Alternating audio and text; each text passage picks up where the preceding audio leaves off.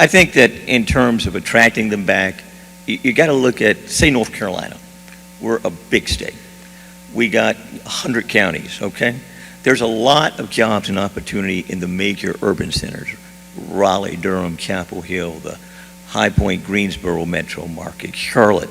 There's a lot to attract them and to keep them there. Places like Warren County, it's a whole different situation. And I'm going to talk about Warren County just briefly because I know Warren County remarkably well. And I know it because of a project my father started there back in the 70s called Soul City, whose goal was to be able to offer opportunities for people who had migrated to the major urban areas to return and offer them opportunities there.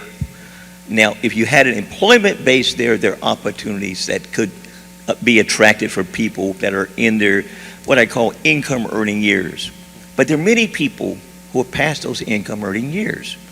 They're senior citizens, or they're approaching that point in life where they can come to a place like Warren County. They can go to a place like Halifax County. In fact, there are 50 counties in the state of North Carolina right now that are losing population. If you go to those rural areas, the land is incredibly reasonable and cheap.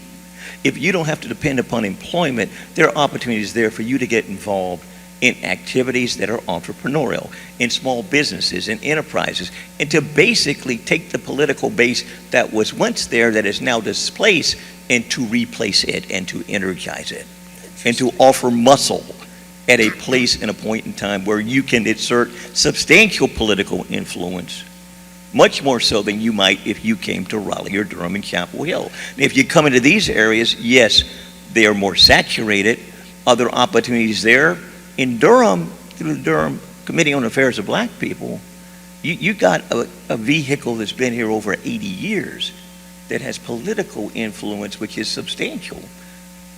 Same is true in Charlotte. Same is true in Greensboro. Not as much so in Wake County, where you migrated to. They have lost some of that influence over the years. But can it be re-energized? I think the answer is yes. It just needs to be community engagement. There need to be people who are active and concerned. There need to be people who can pull others together. And they need to look at how they do it. Today, you use social media. Today, you reach out and touch people in ways that are unconventional to what we might have done 30, 40 years ago, because that's the demographic that you're dealing with. If that can be done, you can have a sense of community and connectedness. You can have an impact even in areas where there's substantial gentrification. And more importantly, you can have the connectedness that translates into political power and leverage. Does it happen immediately? Perhaps not the first election cycle, but can you build upon it? Can you be instrumental in getting people to run for office that relate to that demographic? When I say that demographic, a younger demographic, a more politically engaged demographic, and one that can help replace the people that perhaps are my age, that have been out there for a long time, doing things in their community, that are at the point in life now where they're ready to pass on that political baton. So, I mean, there's a lot, and it's not just the urban, it's the rural, it's the cities that are in between. Places like where Toby Fitch is from, down there in Wilson, okay?